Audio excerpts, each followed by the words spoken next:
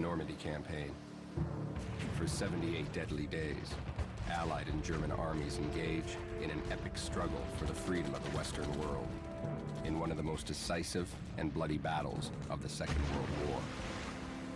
The death toll is enormous. Over 100,000 soldiers are killed on both sides, including 5,000 Canadians. For those who survive, the horrors of Normandy remain. This is the story of one of the greatest military campaigns in history, told through the eyes of Canadian soldiers who witnessed the dramatic fight for the beaches, fields, and towns of bloody Normandy.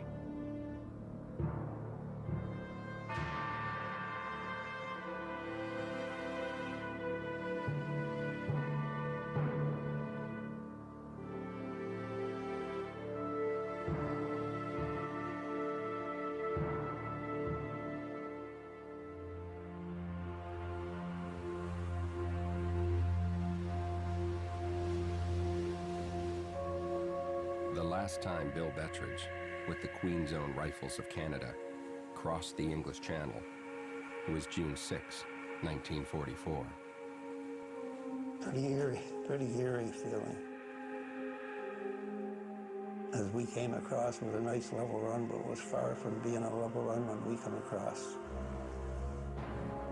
Bill is one of 160,000 Allied assault troops that crossed these waters as part of the greatest amphibious operation in history.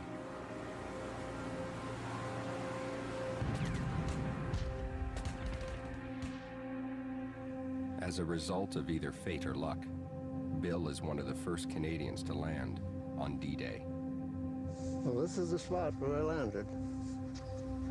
I was thinking all this 5 years of training for them in England, is it going to be wasted? The Allied assault, comprising American, British, and Canadian forces, land all along the north shore of Normandy. The 3rd Canadian Division is given the task of clearing Juno Beach. For Bill and the men of the Queen's Own, their target is the seaside village of Retrace. It's such a huge thing. The water was so rough, we were seasick, and we landed on the wrong beach. When that door went down, the training routine was the center one was to run out first, then the left, then the right. It turned out we were all trying to get out the door at the same time. We just wanted to get off that beach. We were told not to stop to try and help anybody that was wounded or hurt, just get off the beach. We hadn't gone 50 steps. Somebody on the right stepped on a mine. 3 of the guys carrying a ladder to get over the wall. This first guy, luckily enough, stepped over the thing. The second guy stepped on it. He became just a vegetable. I heard him screaming for 5 minutes.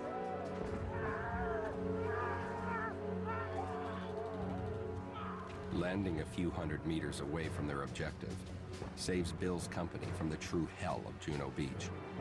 Other companies in the Queen's Own, however, are not so fortunate. This is where B Company landed, right here, right in front of this machine gun. It was getting a lot of B Company men. They lost about 3/4 of their company between wounded and dead from this machine gun here. We were lucky that we were blown off course because we didn't suffer the casualties that this company did, because they were blown into where we were supposed to be. By late morning, Retrace is in Canadian hands. But this does not come without cost. 143 men from the Queen's Own are either killed or wounded in just 3 hours, serving grim notice of what lies ahead for those in the follow-up waves. We were on an LCT, landing craft tank, and it ran into the beach, and the ramp dropped. Yes, that was shaking because there were a number of bodies already floating up and down with the waves, and some on the beach.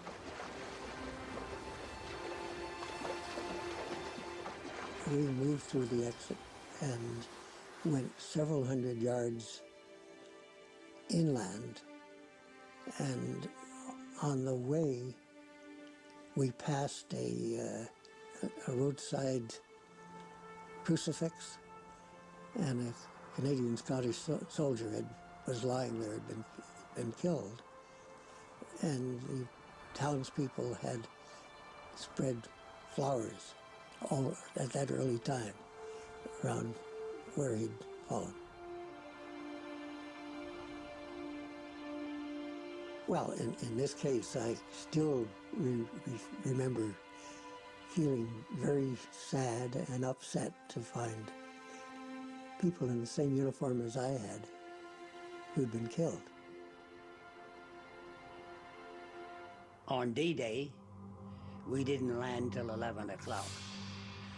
That famous photograph you see of a ship, a landing craft, LCIL 299. You see guys coming off there with their bicycles, both sides. And on that craft was D Company of the SD&G Highlanders and support company of the SD&G Highlanders, and that's all. You know, we trained for 4 years. And the last 6 months, they decided that as we were reserve, after they took the beaches, we'd whistle across country on our bicycles and take Carpiquet Airport. Well, Germans had different ideas. Although the landing is a huge success, fierce German resistance prevents the majority of Canadian units from reaching their D-Day objectives. The Queen's Own are the exception. We're one of the few that got what we're supposed to get that day, a little hamlet of Anstey. I believe it was about 6 miles in. That made us feel real good, especially when we didn't lose too many casualties in A Company by landing in the wrong place.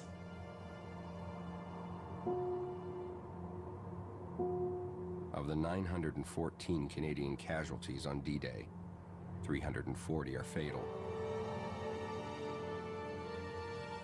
Although losses are half of what High Command expects, it remains a stiff price to pay to breach Hitler's vaunted Atlantic Wall. If getting ashore was tough enough, staying ashore in the days following June 6 will prove to be murder.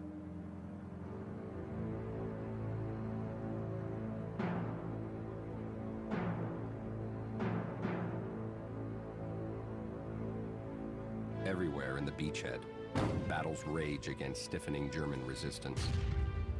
On June 7th, 9th Brigade moves on Authie and Baron, but are quickly pushed back with heavy casualties.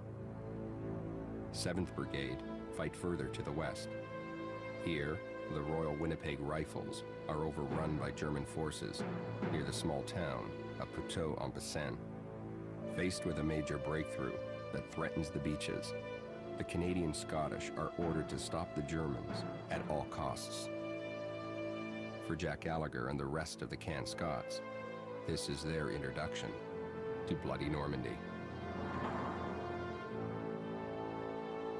We started up toward Puteaux through an open field, and this was the first action I had actually been in, so I was curious as to how I was going to react. And I was kind of relieved that I was nervous, but I wasn't terrified.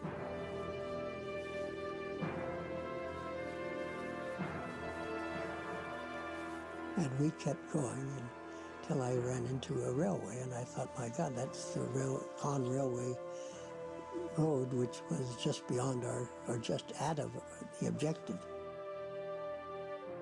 And I found B Company, who were at the bridge over the railway cut. And so we dug in and waited for the night. The, I guess, worst thing about that was that at some time during the night, one of our fellows had been badly wounded and was lying on the bridge, and nobody could get there to get him off. and he spoke with his mother.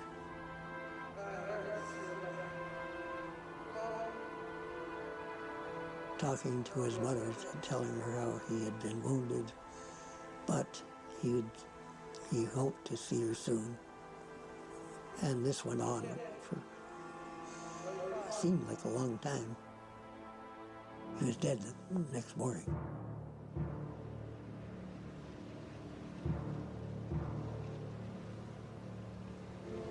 The next morning, we heard the tanks revving up.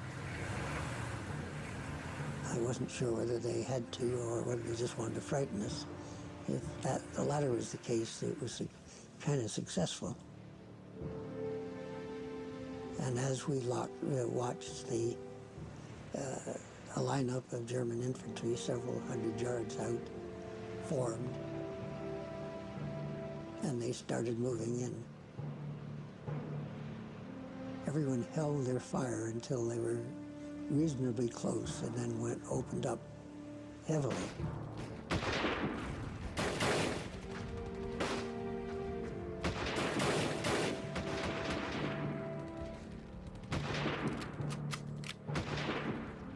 And their attacking line just sort of disappeared.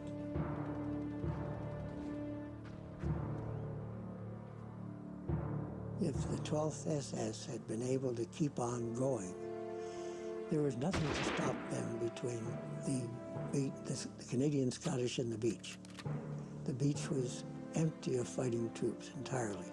If we hadn't been able to stop them and push them back, they'd have broke or cut the bridgehead in half, and the whole war could have been influenced very much to our detriment. Jack Gallagher and the Caen Scots are heroic in their defense of Puteaux. It is a major victory for the Allied side in the first days of the Normandy campaign, but the fight is far from over. During the next week, the bridgehead battle intensifies, and Canadian soldiers find themselves face to face with the most vicious and murderous troops Hitler has to offer.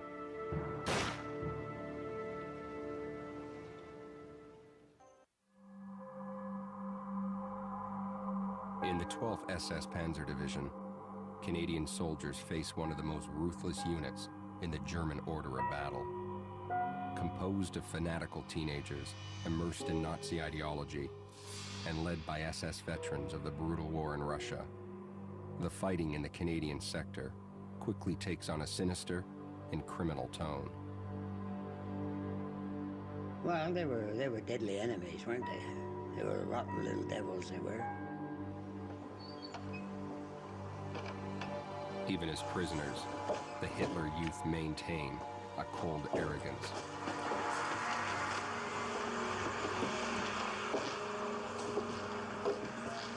We'd captured some of them. The major was interviewing one little bugger, spitting in the major's face. The major put him up against the wall. He was sharp with knives. He didn't kill him. He fired at him, but both sides, like you see in the movies. The little SS never made a move. Never made a move. They were tough. They were.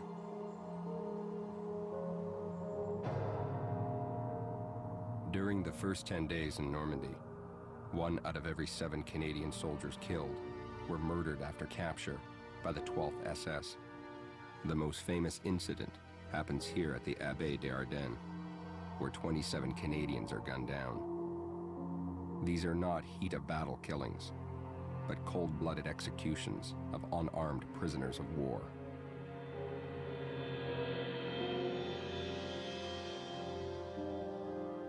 Another little-known, but equally dark chapter in this saga begins in this wheat field near the village of Le Mini-Patrie, in the wake of a disastrous attack by the Queen's Own and 1st Hussars Tank Regiment. Bill Bettridge vividly recalls the events of June 11th, 1944.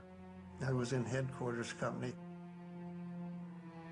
alongside of a big stone wall, and I could see these tanks going by me. It was D Company was riding on top of the tanks. And they went down the road, and it seemed like this little yard, I don't know whether it was an orchard or not, they seemed to turn. I could hear the tanks going in that direction. It is the last time that Bill will see many of the men from D Company. Unknown to them, they are running straight into a heavily camouflaged German position. So all of a sudden there's a whole pot of shooting, machine gun fire, heavy 88 fire. We're counterattacked, we're beaten back, and a lot of people killed, an awful lot of people killed. Bill Bettridge returns to Le Mini-Patrie for the first time since that fateful day in June 1944. Memories also return. But for me, the Germans were holding all that. It's a bit of a high ridge there if you look at it. And that's the kind of country they like to get in and hide behind, because you got to come up to them. The 12 Div are smart soldiers. They waited till they got right up close and...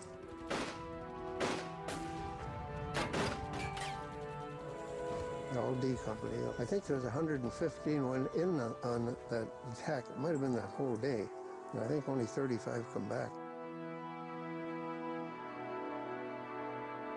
And this was one of the tougher ones, almost as bad as D-Day. The horrific nature of the brief but fierce fight becomes clear the next day when Bill is ordered to search for Canadian dead and wounded. Bert Shepard, Charlie Martin, and I were on a patrol over the area they traveled. And we found, I think it was 6, might have been 7, of our Queen's Own guys all dead. Had a bullet hole in their head. We noticed one of them had a small Bible we carry in our pockets, had it out, reading it for help, I guess.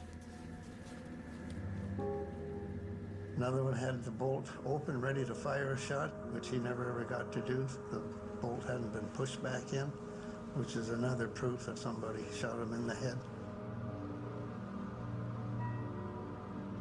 And another one had the rifle. He had just spent a bullet because his bolt was closed. All these things add up to the fact that after the tanks retreated from there, the Germans got up and started searching for anybody that was still alive. And they just put a bullet through all their heads. So the 6 of them were all killed, all murdered.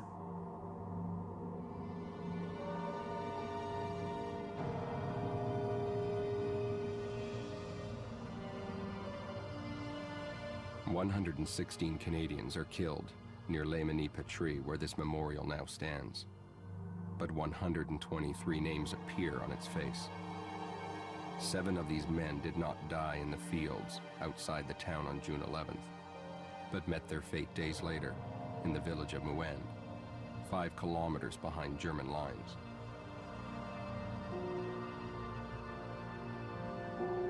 The only record of the demise of 6 soldiers from the Queen's Own and 1 from the 1st Hussars Tank Regiment is contained in this war crimes investigation file from 1944. Included among more than 100 pages of testimony from villagers, Allied officials, and SS prisoners are photographs that document the events of June 17, 1944. There is no information as to how the men survived the 6 days after the Le Mini battle. Only the fact that the Germans eventually stumble across them while they hide in no man's land. It is believed they are cut off during the battle, unable to find their way back to Canadian lines, leaving them without ammunition, food, water, and in a state of complete exhaustion. After capture, the soldiers are brought here to the mayor's house in Moen, used at the time as SS headquarters. Bill Bettridge is the first Queen's Own to visit Moen, and the first to walk the same path as the Canadian prisoners did in 1944. They are led behind the house and into this shed at the far end of the yard.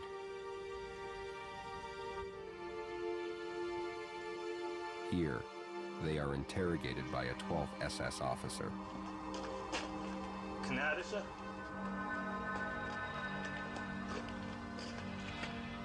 They would be scared to death. Boss headquarters. They're trying to anticipate what's going to happen to them. Are they going to be shot? Are they just going to be taken to a prisoner camp? They'd be scared stiff.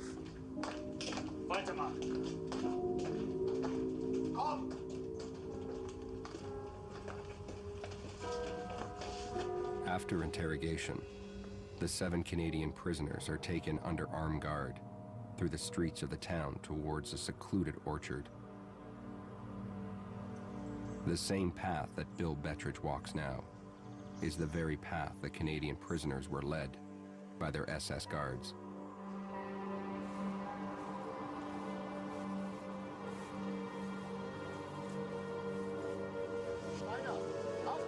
Each step taking them closer to their fate. Exhausted, the Canadian prisoners cannot fight back.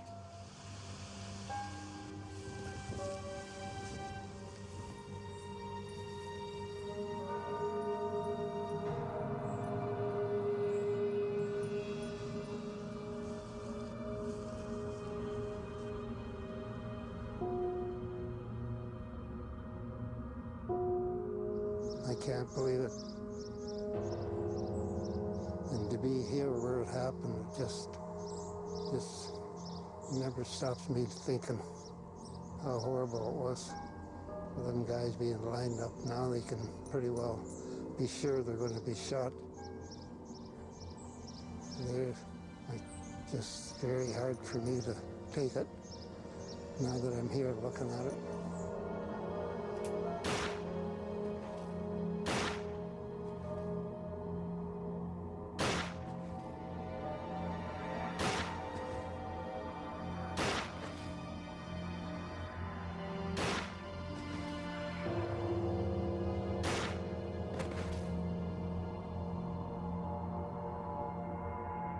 Buried in a mass grave near the location of the killings, the bodies are discovered a week later when British troops liberate the town.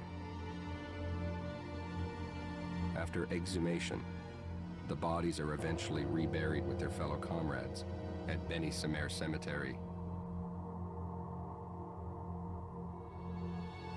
After months of investigation, the War Crimes Unit tried to bring those responsible for the killings to justice.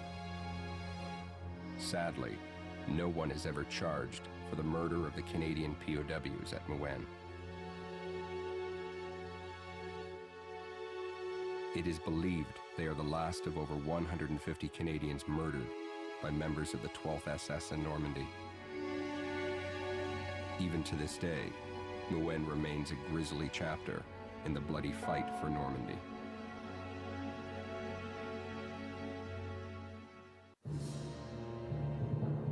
Only 20 kilometers from the coast, Caen had been the Allied objective on D-Day.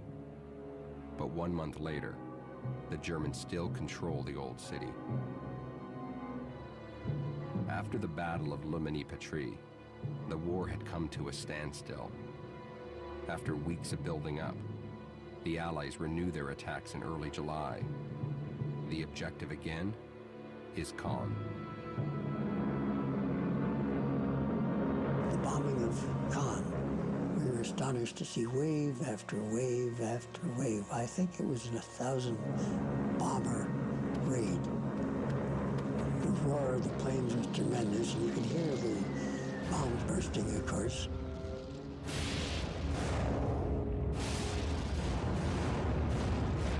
So we were sitting there and then got up and looking at it.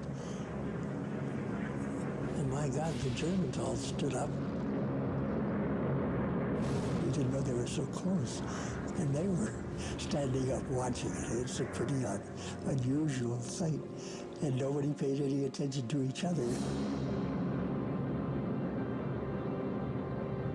it resumed pretty quickly.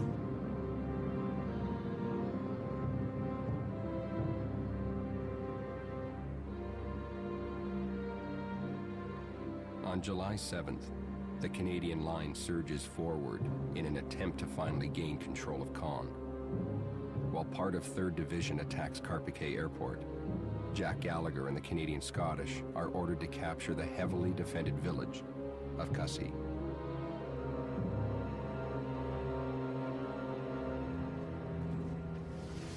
I lay there waiting. That was the, asked the emotions. That was the hardest thing, just laying there waiting for the order to attack.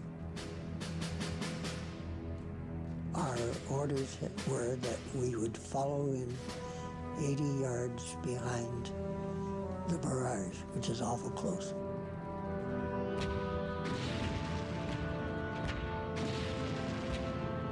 Just as the barrage would pause, then would lift, and we'd go in.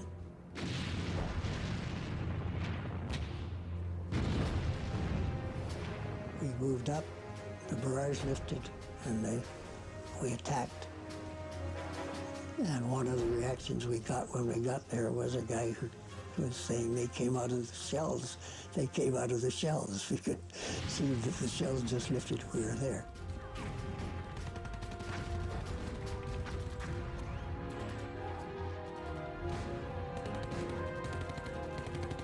And when I got a little further, the platoon were pretty involved in a firefight, and we took a lot of casualties right there.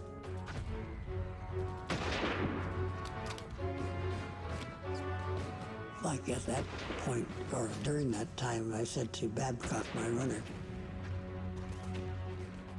stay here, I want to see where the hell that firing's coming from.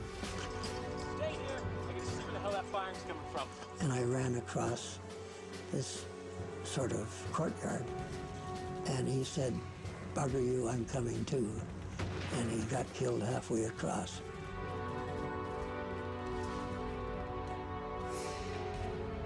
The fighting of Caen was like a movie, and battles aren't really like a movie. I mean, but everything was going wrong and everything was violent. After 24 hours of continuous combat, and with eventual support from the Winnipeg Rifles, Caen finally falls, and with it, what is left of the city of Caen.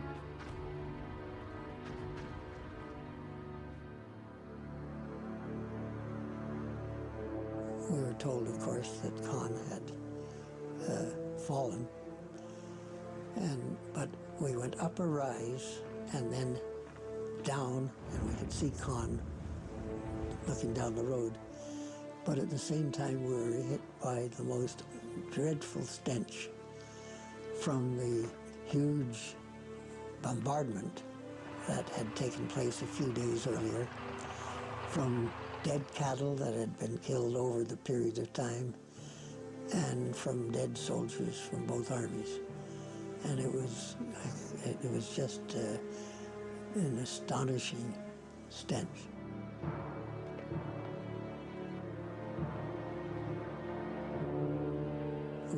Moving through town, we decided that the bombing wasn't a great idea because the roads were just filled with rubble, to the point where we were at the level of the second floor of some of the buildings.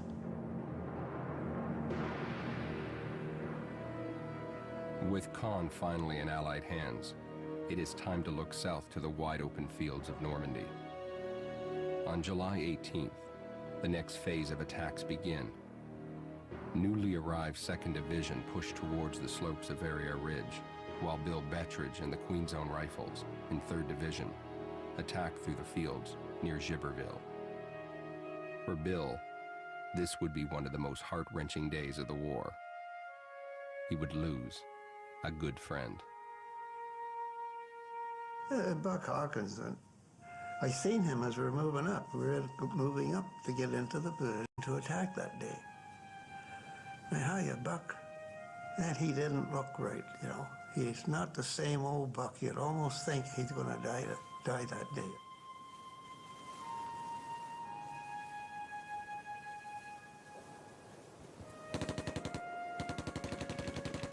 As the attack moves forward, Bill is separated from his unit. Alone and under enemy fire, he crawls around frantically looking for either his platoon or Canadian lines. This is when he stumbles upon Buck. And almost through a road, I found Buck Hawkins. He was mortally wounded. I never seen a man die, and I didn't know. I was looking to see where he was hit. I opened all his clothing up, trying to find bullet holes, and then I realized the direction he was going, the fire was coming from his right.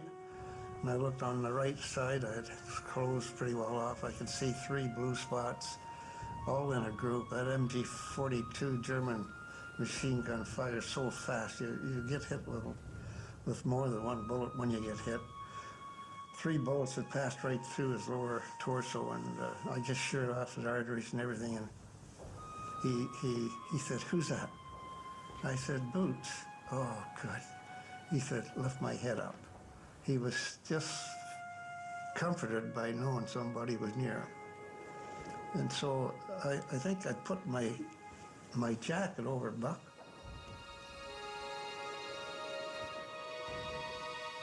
And he died right there.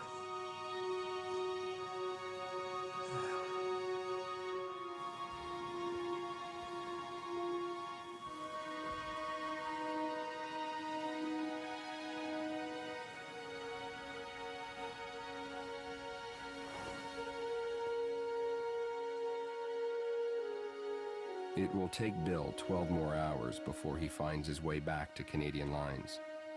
He soon discovers the attack on Gibberville is a success for the Queen's Own Rifles. But celebrating after the loss of his friend will prove difficult, even now.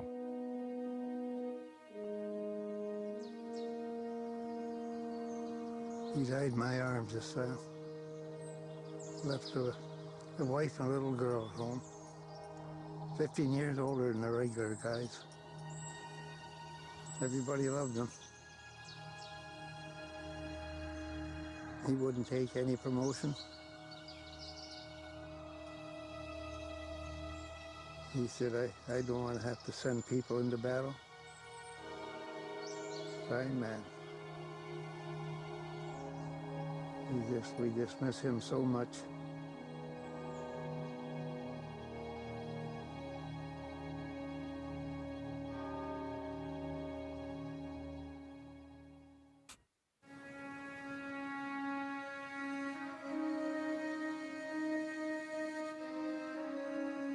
Verrier Ridge. The name still sends chills down the spines of Canadian veterans who remember fighting on its gentle yet deadly slopes. By late July, Verrier is nearly as formidable an obstacle as Vimy Ridge had been a generation earlier, a death trap for any Allied soldier trying to breach its open slopes. On July 25th, Operation Spring commences, one of the most complex operations undertaken by Canadian forces during the Second World War. 6 objectives are to be secured. Roland Giroux of the Royal Hamilton Light Infantry recalls the approach to Verrier Village. We waited till about 4 o'clock in the morning, and we went around on the right-hand side and decided to go down to Verrier, across the open fields, grain fields. In the early morning darkness, their attack moves in. 2 lines of RHLI soldiers. As a runner for the company commander, 20-year-old Roland Giroux is situated between the 2 lines, alongside a radio operator. The Germans let them approach. The first line got to these huge pillboxes, and they opened up. In Roland's sector, intense German fire slaughters the Rileys. The radio op gets hit, and then the company commander. Within seconds, Roland finds himself alone and surprisingly unhurt. All those guys were all over the place. They were wounded, a lot of them dead. With the horror of battle surrounding him, Roland's first instinct is not self-preservation, but to help his wounded comrades. The first one that came along was by this Indian by the name of Smoke. This guy was on his back, and it was quite dark. I couldn't see it very well, so I could feel all those bones in his, he had large, it was fairly heavy set.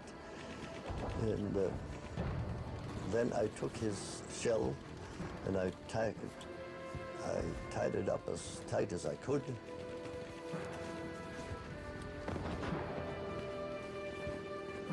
So I got up and I started to patch up some of the other guys. So the second one was a sergeant. The third one was this by the name of Armstrong. He was rolling around in the grain field, and his guts were about 8 or 10 feet long. So I stuffed him back in and I patched it up. And I looked after this Bourne also, which was quite a few, but so many were dead, unbelievable. All the officers are dead, all of them. As dawn breaks, the Rileys push forward up the ridge, where the Germans have abandoned their gun positions. It is here where Roland meets up with the remaining men in his company. After we got to the top of Verrières Ridge, near those stone wall, we counted them. There was 33 left out of 100. That's it. We could not find an officer. All we had was these lance corporals and privates. The RHLI is the only regiment to reach its objective, as massacre and near mutiny engulf the other Canadian battalions. In order to hold Verrières Village, Allied command sends in tanks and Typhoons to support the beleaguered Rileys. Typhoons were sent. They fired right behind us, right by Verrières, and they went right over our heads. And several times they fired. Boy, did they ever give those good scare for the Germans. The Rileys' fight for Verrières Village is the only positive outcome of Operation Spring. For over a week, they hold off relentless German counterattacks until one final and devastating Canadian blow can be struck. A monument now stands in Verrières Village that honors the brave men like Roland Giroux and the rest of the Rileys for their heroic stance on Verrières Ridge.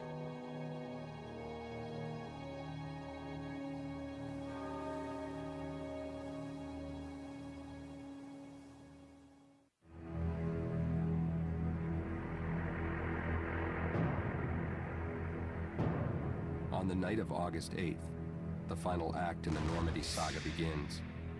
Operation Total Eye signals the beginning of the end for the German armies in Normandy, as Allied forces head down the road to Falaise. Of the many stories of heroism and sacrifice on the bloody Falaise road, the tragic tale of Worthington Force takes center stage.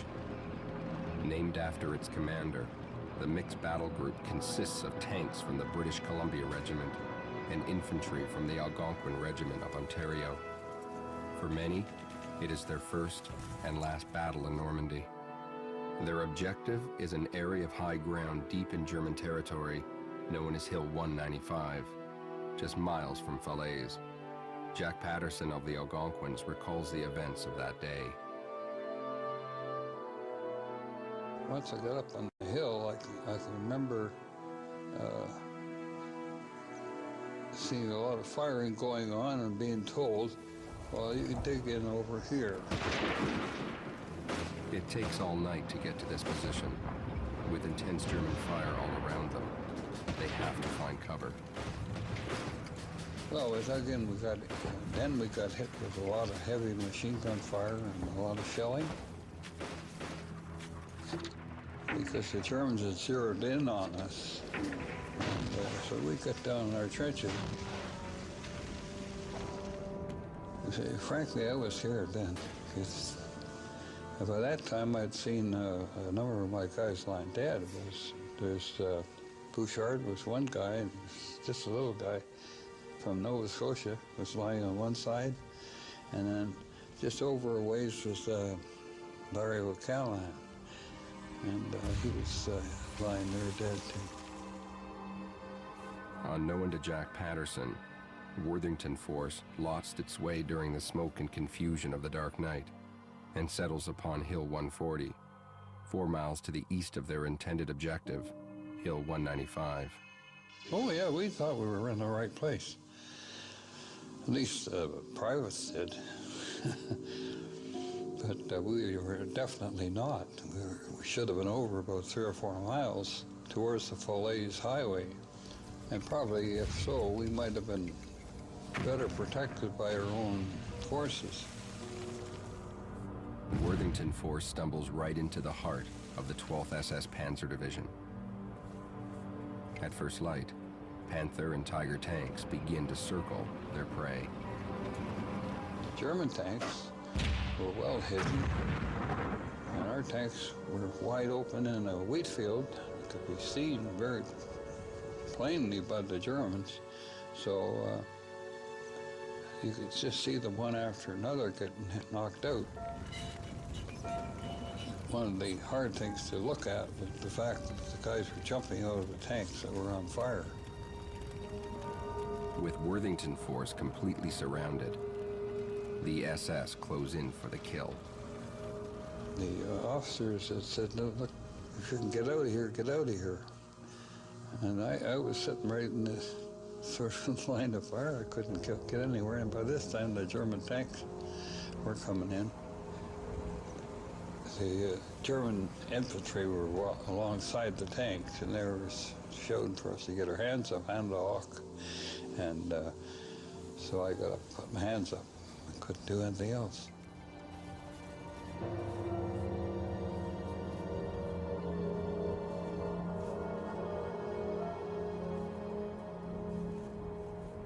And I guess discretion is the better part of valor.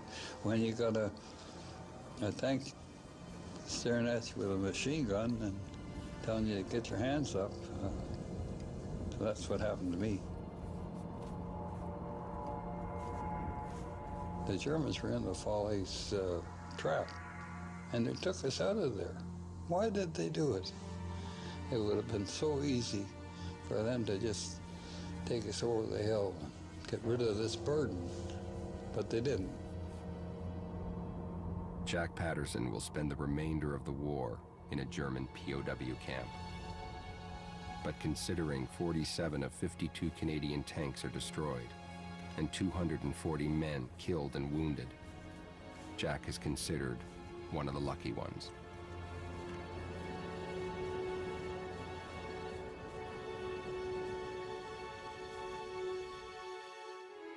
Today, this monument overlooks Hill 140. It honors those from Worthington Force who sacrificed everything on that fateful day.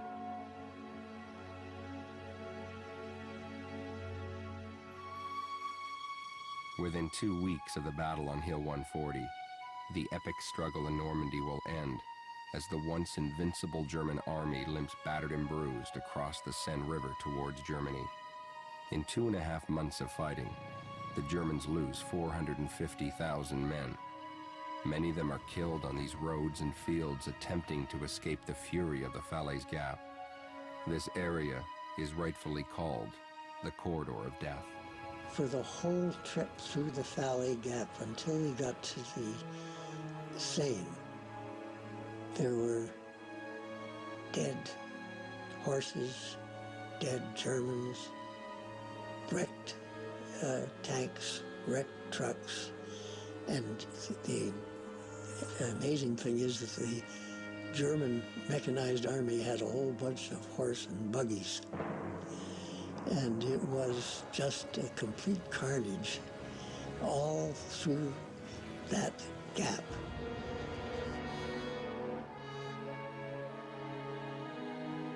Although the war in Europe rages another 9 months, the Normandy chapter is closed. Allied casualties total 209,000.